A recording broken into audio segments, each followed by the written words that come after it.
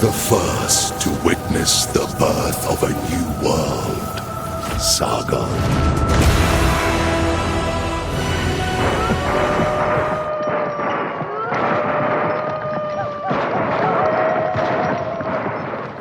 How's it going, everybody? Cameron here with Canadian Gamer coming at you with another video. Today we are taking a look at Prince of Persia: The Lost Crown, which is a 2024 action-adventure game developed by Ubisoft Montpellier and published by Ubisoft, part of the Prince of Persia series. The game was released for Nintendo Switch, PS4, PS5, Windows, Xbox One, Xbox Series X and S on the 18th of January. Received positive reviews from critics. Wikipedia has here that the game is a 2.5D side-scrolling action-adventure platform video game. I would argue that it's not 2.5D. I would say that it's 2D. And you've got the game developed in the Unity engine. So you've got some scaling effects in the background, which sometimes gives off that pseudo 2.5D look. But it's by no means a 2.5D game.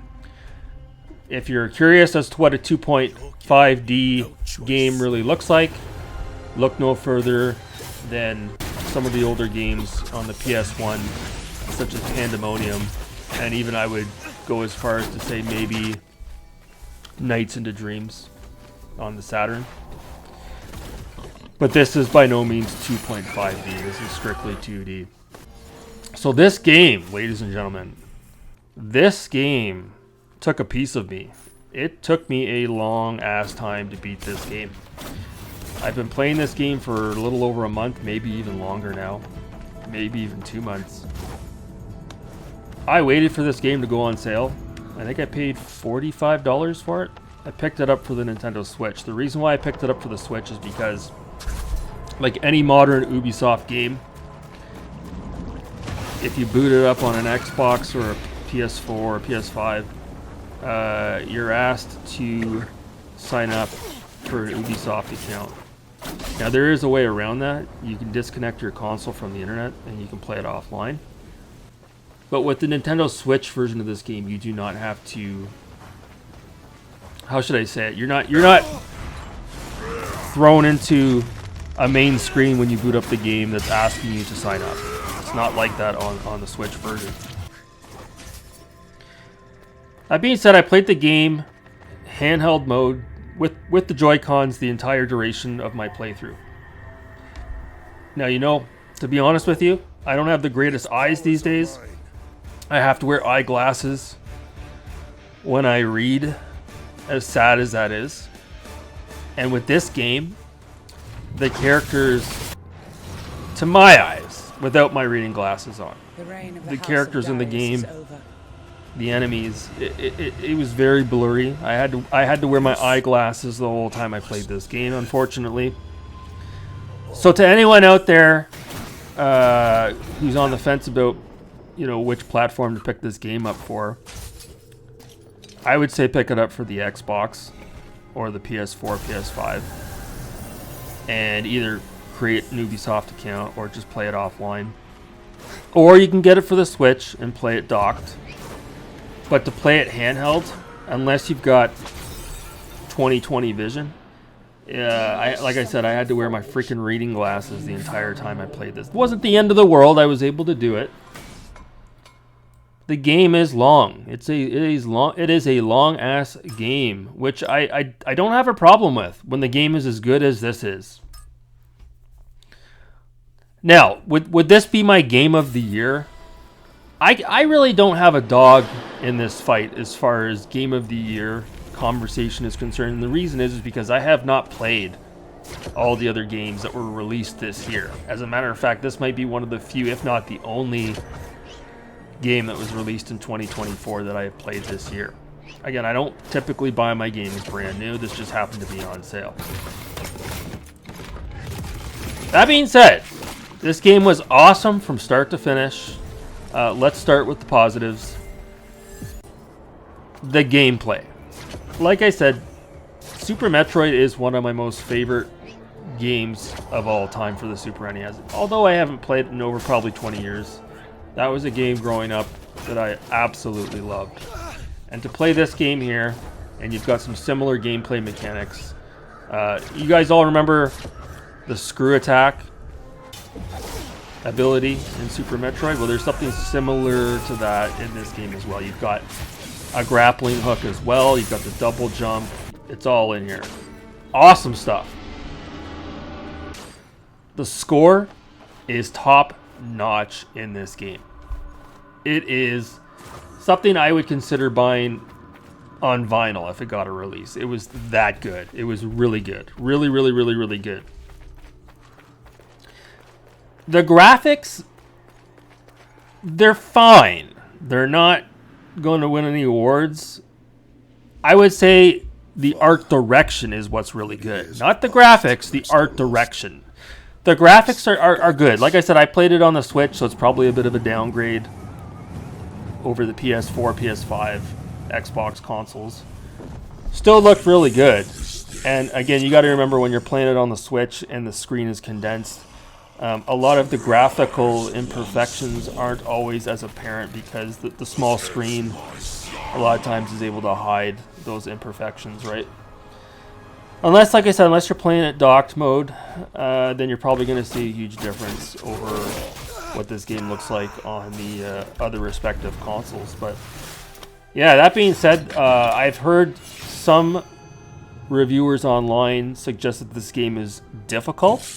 And I am here to tell you guys this game is not difficult, okay? Not if you play it correctly. And what I mean by that is if you go into this game and you don't properly level up your character, and the way you do that in this game is you collect little gems, little rupees, if you will. And they're like coins, it's currency, right? Every time you kill an enemy, you get more coins, more rupees. And you use those, you go to this this little market, and you can upgrade your health, your sword, your attack, your weapons, everything. If you don't do that, you're going to get to a point in the game where you're going to hit a brick wall, and you're going to try to fight these bosses, and you're going to get shut down. You're going to wonder to yourself, why? Why is this so difficult? Well, it's not that it's difficult, it's just that you're extremely underpowered. Now, to add to that, because this happened to me towards the end of the game, I wasn't properly leveling up my character like I should have been. And I got stonewalled. I came across a boss and I tried it 15, 20 times. I'm like, what am I doing wrong?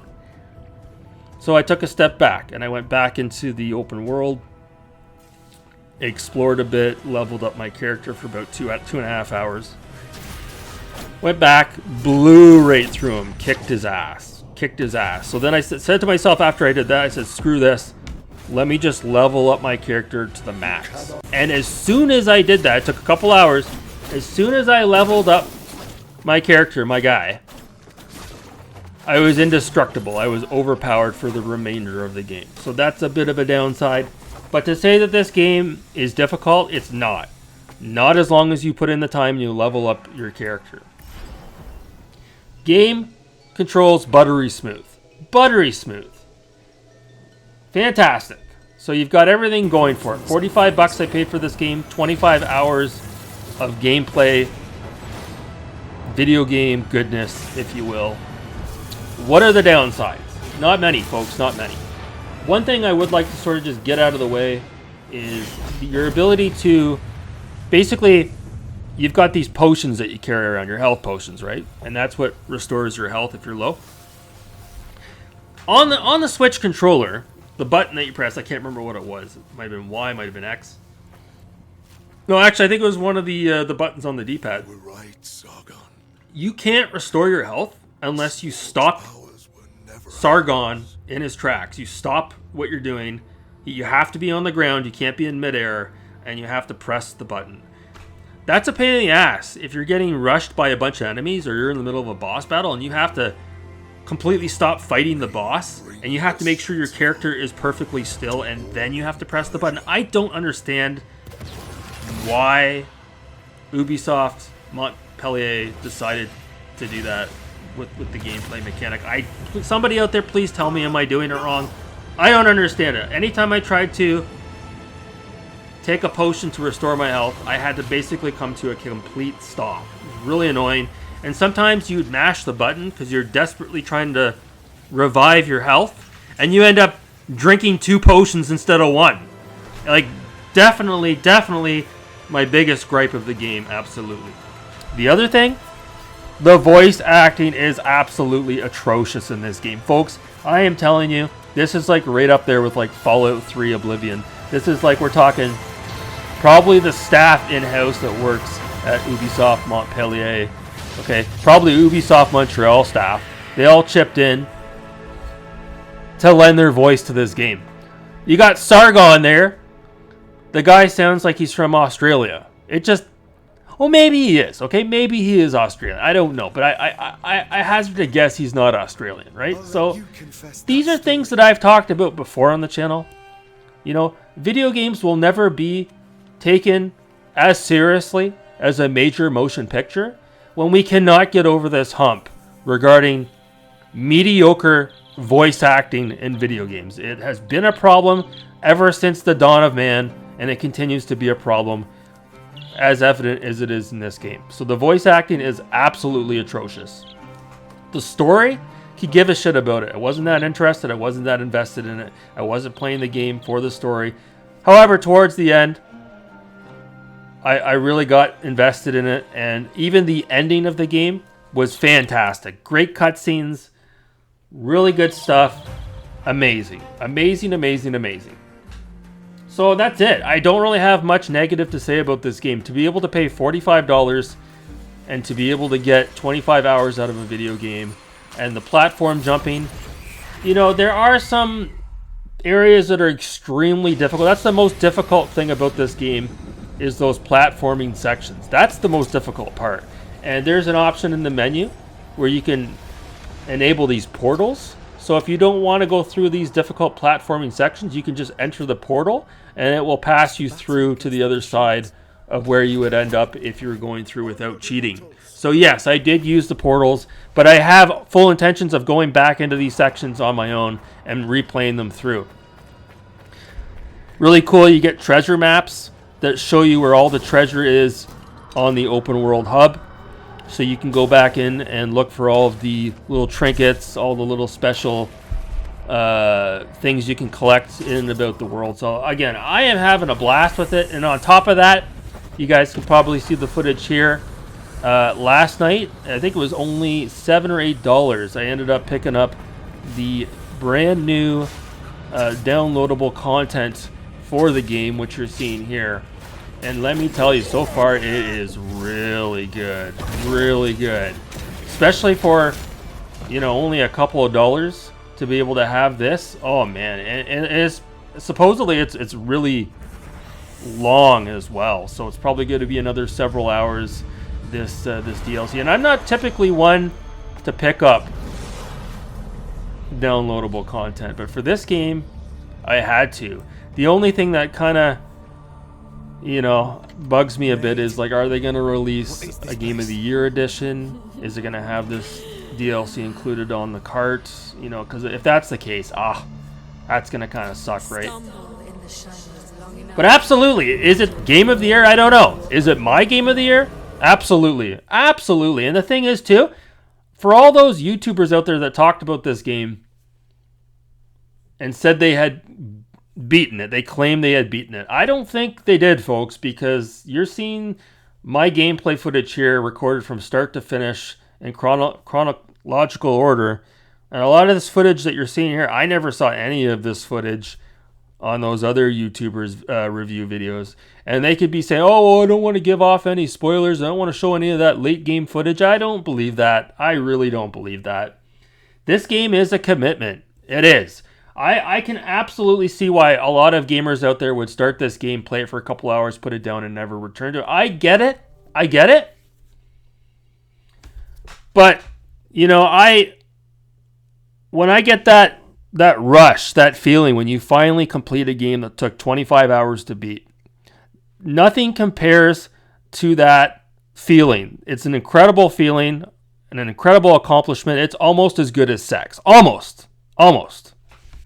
So that's it. Prince of Persia: The Lost Crown.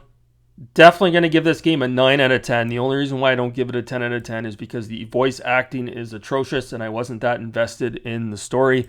I came across one glitch in the game, which I showed a clip of earlier, where I jumped up to the top of a ceiling, got stuck in the ceiling, and then my character fell all the way down to the bottom of the screen. Not quite sure what's up with that. But other than that, that's like the only glitch I encountered. Everything else was rock solid, as they say. One of the best efforts from Ubisoft in years.